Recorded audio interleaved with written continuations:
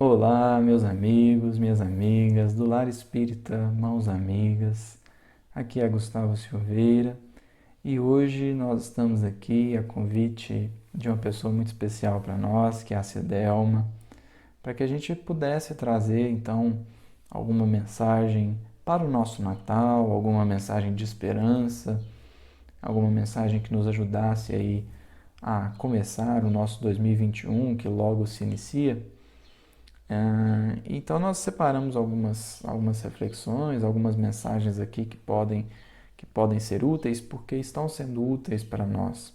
São mensagens que muito têm nos ajudado a compreender o nosso papel, a compreender a nossa posição.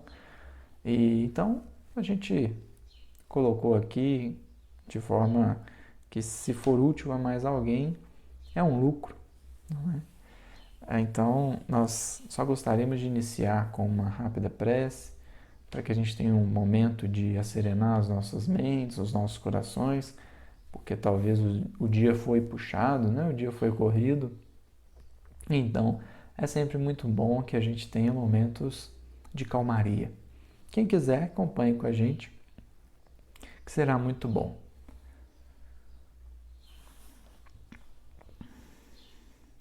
Então, vamos nos concentrar na imagem de Jesus e agradecer a esse Mestre amado pela presença constante em nossas vidas, pela paciência conosco, por ser esse irmão que está ao nosso lado, nos ajudando a levantar, nos ajudando a refazer os nossos destinos. Agradecer por ser tão abnegado, tão resignado e por não ter desistido de nós, mesmo quando nós desistimos de nós mesmos. E pedimos, Mestre amado, que o teu pensamento, a tua inspiração chegue até nós e nos ajude a compreender o teu Evangelho, a compreender a tua vida, a compreender as tuas lições tão profundas. Também por isso, pedimos aos nossos benfeitores espirituais que estejam conosco, que nos ampliem a capacidade de entendimento para que sejamos capazes de absorver desse mar que é o Evangelho algumas gotas que nos reforcem o ânimo, que nos acalmem o coração, na certeza de que nada está perdido, de que nada está fora de controle e que a nossa vida possa ser regada com a fé mais firme e com a sabedoria que tanto almejamos. Que assim seja. Bom, meus amigos, então hoje nós separamos aqui o versículo de uma carta de Paulo que tem sido objeto dos nossos estudos, das nossas reflexões, das nossas pesquisas, e que é uma carta bastante forte do apóstolo Paulo. É uma carta até um pouco diferente das demais, em que Paulo tem uma posição dura, uma posição intransigente, uma posição às vezes até inflexível, mas que com a leitura, com a meditação em torno do que lá está escrito, nós vamos percebendo que Paulo tinha suas razões para estar tão indignado, tão maravilhado, tão perplexo das notícias que recebeu sobre as igrejas da Galácia, e então essas notícias que motivaram a carta. É uma carta que é, vamos dizer assim, um puxão de orelha, mas é aquele puxão de orelha com amor, aquele puxão de orelha com sabedoria. mas sobretudo aquele puxão de orelha de quem tem moral para puxar a orelha. É uma carta muito dura mesmo, Paulo é muito enfático. E nela ele tem algumas frases até famosas, né, vamos dizer assim, como por exemplo, se eu quisesse agradar a homens, já não seria servo do Cristo. Essa é uma fala, esse é um versículo que nós sabemos ser bastante conhecido, muito falado, embora pouco vivido, pouco aplicado na vida prática. E nessa carta ele tem outras várias falas, como por exemplo no capítulo 6, quando ele diz assim: enquanto temos tempo, façamos o bem a todos. É uma carta que Paulo está revivendo a essência do cristianismo.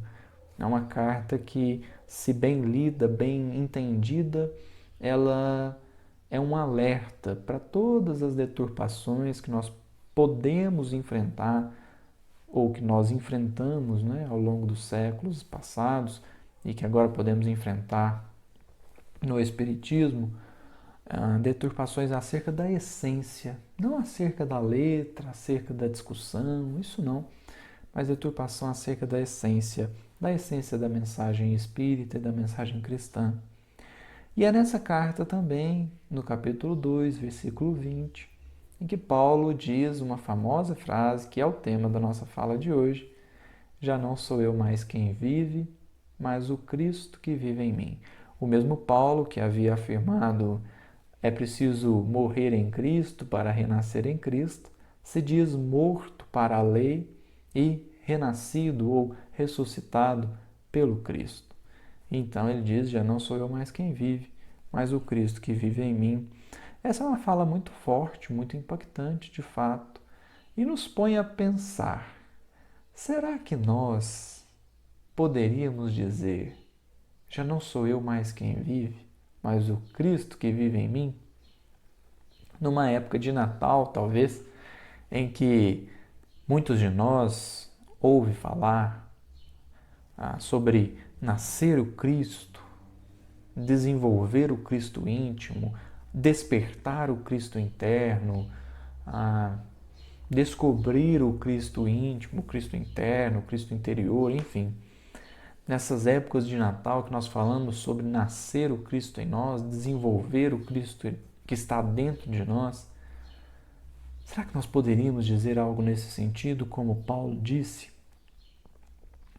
É claro que, talvez, quando nós pensamos sobre isso, meditamos sobre isso, nós poderíamos chegar a uma conclusão verdadeira ou exagerada, não sei, acerca das nossas imperfeições, acerca de dizer assim: não, eu sou muito imperfeito, eu falo mal dos outros, eu critico os outros, eu destaco o pior que há nos outros, eu sou pessimista, eu não faço nada certo, eu não estudo, enfim, a gente vai destacando aí as nossas sombras, como se diz, as nossas deficiências, e então acreditamos que não seria possível dizer algo desse tipo. Não, nós não somos tão grandes como Paulo de Tarso. De fato, creio que pelo menos para 99% da população encarnada hoje valha essa afirmação: não sou tão grande como Paulo de Tarso. Então não posso afirmar que o Cristo vive em mim, isso é loucura. Mas aqui nós ficamos pensando, então, quem é Paulo de Tarso? Longe de querer diminuir a imagem desse apóstolo, pelo contrário, nós temos aprendido muito com ele, muito. A riqueza das cartas de Paulo, a capacidade desse homem, a ponto de dizermos que não fosse ele, talvez o cristianismo não estivesse onde está. Não temos a menor dúvida de que Paulo foi o maior divulgador da Boa Nova. Mas o fato é que algo que é bastante curioso, esse mesmo Paulo que escreveu já não sou eu mais quem vive, mas o Cristo que vive em mim, esse mesmo Paulo afirmou: o bem que eu quero, esse eu não faço. O mal que eu não quero, esse eu faço. Olha que coisa.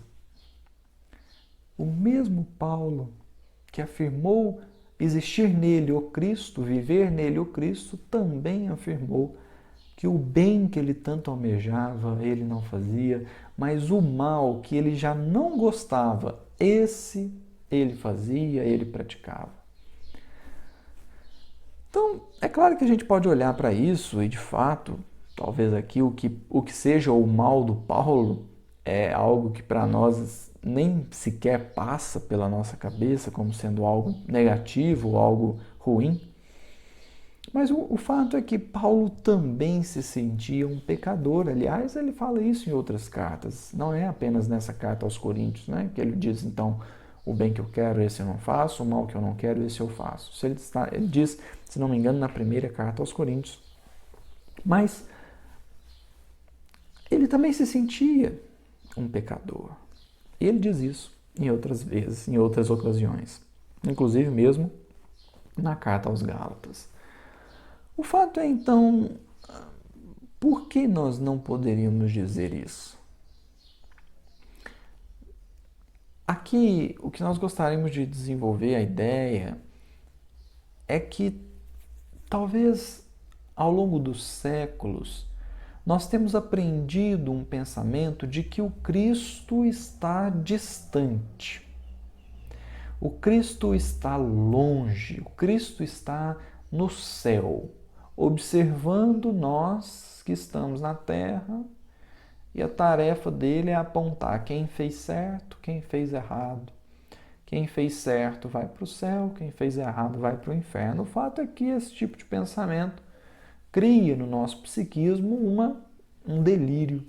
Delírio aqui no sentido de algo confuso, algo difícil de entender, porque o mesmo Cristo que nós pensamos estar longe, disse que estaria entre nós quando um ou mais, dois ou mais, melhor dizendo, estivessem falando no nome dele.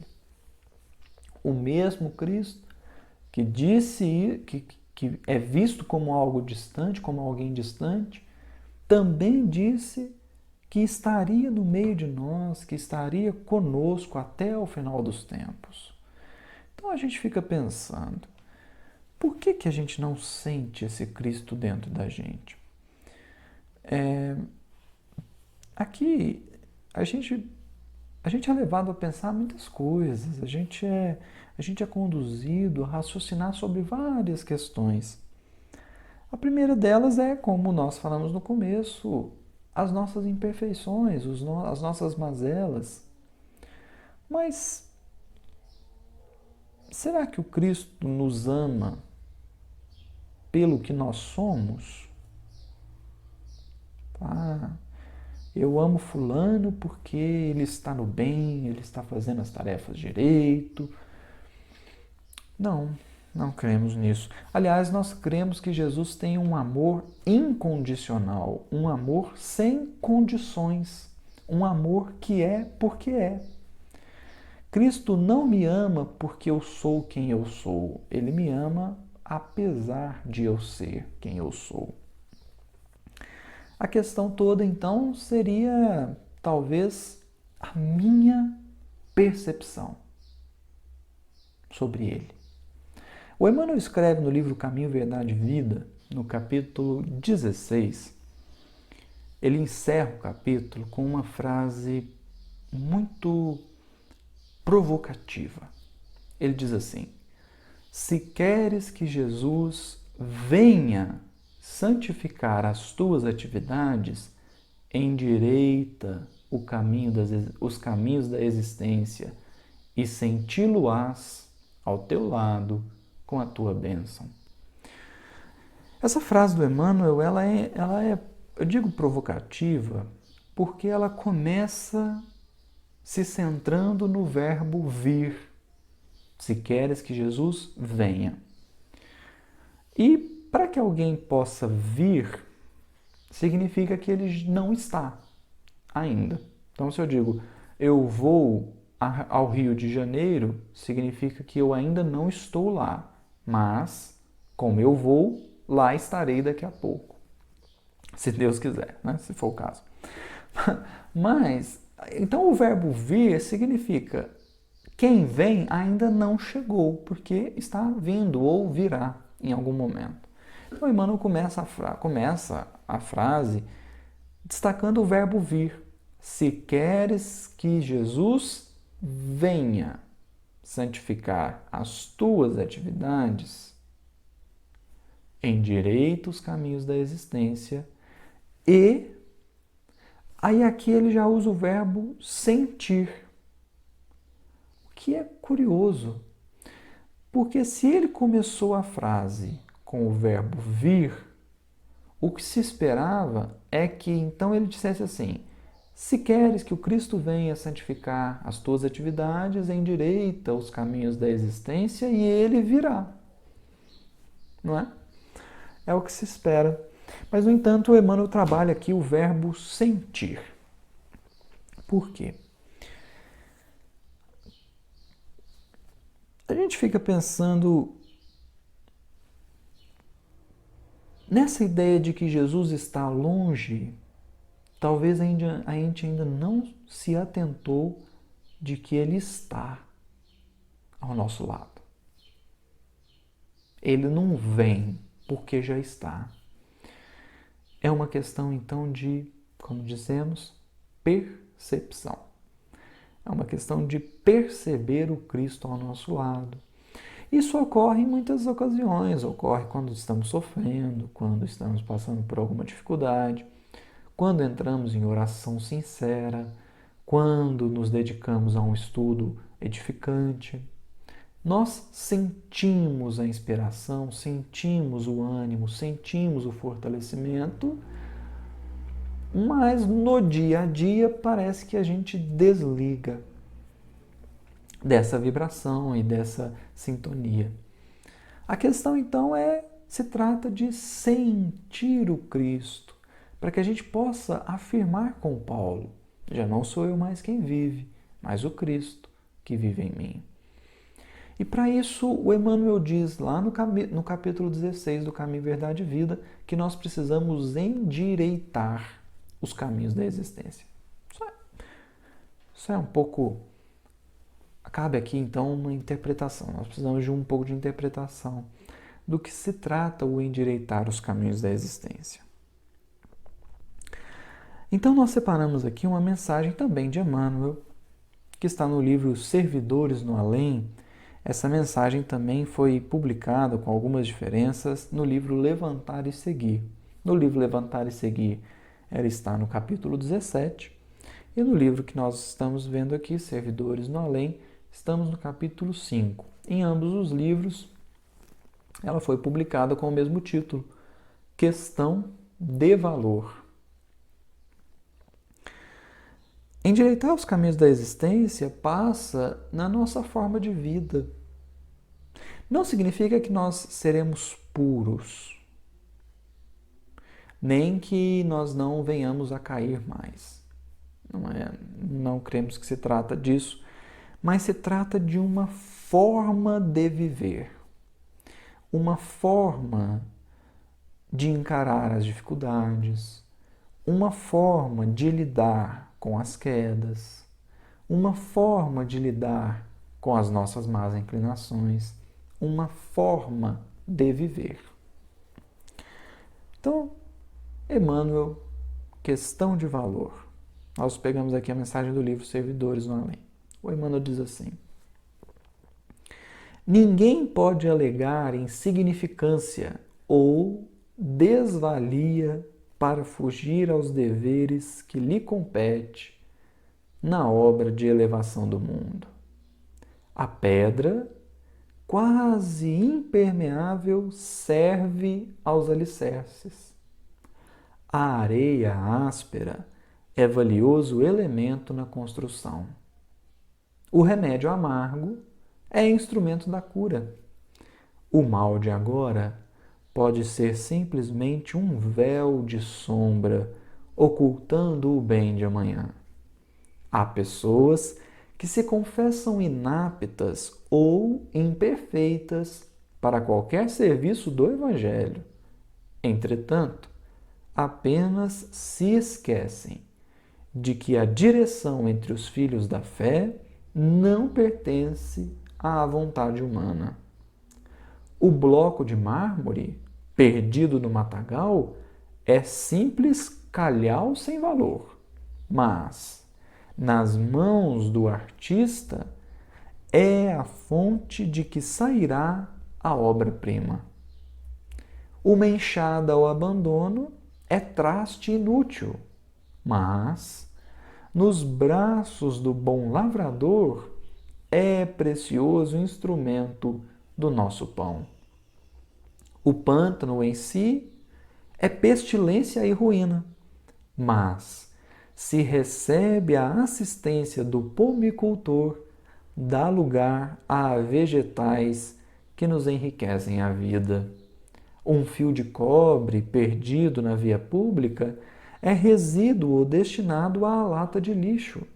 Mas, se for ligado entre a usina e a lâmpada, é o condutor imponente da luz e da energia que sustenta o progresso. E aqui então ele começa a fechar a ideia. Essa metáfora, eu vou fazer uma pausa aqui, porque essa metáfora do fio de cobre, para mim, ela é sublime. Um fio de cobre sozinho não é nada, mas se ele se dispõe a ligar a usina à lâmpada, ele conduz a energia, não a dele próprio. Ele conduz a luz, não a dele próprio, mas a da usina. Se contarmos, diz Emmanuel, exclusivamente conosco, na realidade, somos meros átomos pensantes. Mas, se aceitarmos a direção de Jesus para a nossa vida, a nossa experiência será indubitavelmente rica de bênçãos do Divino Mestre. Pelo nosso passado, somos simples sombras, mas se o nosso presente procura imantar-se com o Cristo, nossa bússola indicará os horizontes da verdadeira luz em nosso favor. Não te consideres tão somente pelo que és. Vejamo-nos em companhia do Cristo, para que o Cristo esteja em nós. Agora aqui é sublime. O zero à esquerda do número será sempre nada, mas à direita do algarismo é valor substancial em ascensão crescente para o infinito. Lembremo-nos de que Jesus é a divina unidade e situemos nossa existência à direita do nosso Senhor e Mestre. Nós somos um zero, mas se nós ficarmos à esquerda, e aqui é tão bacana porque Jesus usa também o lado esquerdo como o lado, vamos dizer assim, ruim. Então, quem passa à esquerda são os condenados e quem passa à direita são os salvos. Por exemplo, quando ele fala da questão da bondade, da caridade que foi exercida pelas pessoas, que serviu aos menores, serviu a pessoas presas, as pessoas nas ruas, enfim. Esses são os bem-amados e que passam à direita, olha que coisa. E o Emmanuel pega essa deixa para falar o seguinte, nós somos um zero mesmo, mas o zero à direita do um, poxa, aí vai cada vez maior, né? Cresce exponencialmente. Então o 1 vira 10, o 10 vira 100, o 100 vira 1000, o 1000 vira 10.000, o 10.000 vira 100.000, 1 milhão. E aí a gente vai em ascensão, como ele diz aqui, crescente para o infinito. É preciso colocar a nossa existência à direita do Mestre. Não que nós vamos ter valor por si só. Esse é o ponto aqui que nós queríamos trabalhar. Não é questão que nós sozinhos vamos valer alguma coisa, mas nós, no conjunto, valemos muito. Porque nós poderemos ser aqueles que levam a mensagem de Jesus, Aqueles que ante acusações, ante intrigas, somos aqueles que pacificam, são aqueles que amenizam, são aqueles que tentam destacar o melhor uns dos outros. Nós podemos ser aqueles que, mediante uma grande dificuldade, sustentamos a fé, sustentamos a certeza de que se agora está ruim, é porque logo mais irá melhorar. Nós sozinhos não valemos nada, mas nós, junto com a mensagem do Cristo, junto com a vida do Cristo, junto com o exemplo do Cristo, nós podemos valer muito. Essa é a essência, talvez aí que nós gostaríamos de tirar do versículo de Paulo. É dizer, nós precisamos trabalhar dentro de nós para que as nossas atitudes se aproximem. Não é que elas serão idênticas, porque nós ainda estamos um pouco distantes, mas elas vão se aproximar daquilo que Jesus orientou, daquilo que Jesus explicou, mas, sobretudo, daquilo que Jesus verdadeiramente fez. E então, a gente sente esse Cristo dentro de nós, a gente sente esse Cristo nascendo em nós, porque veremos a serenidade, veremos a paz, veremos a fé crescerem e darem frutos dentro de nós.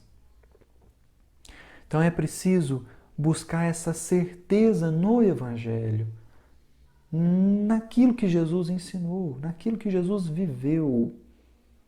Buscar essa certeza para que a gente possa situar a nossa existência à direita do Mestre, ou, como Emmanuel havia dito no capítulo 16 do Caminho, Verdade e Vida, para que a gente possa endireitar os caminhos da existência. Essa talvez seja a mensagem para esse Natal.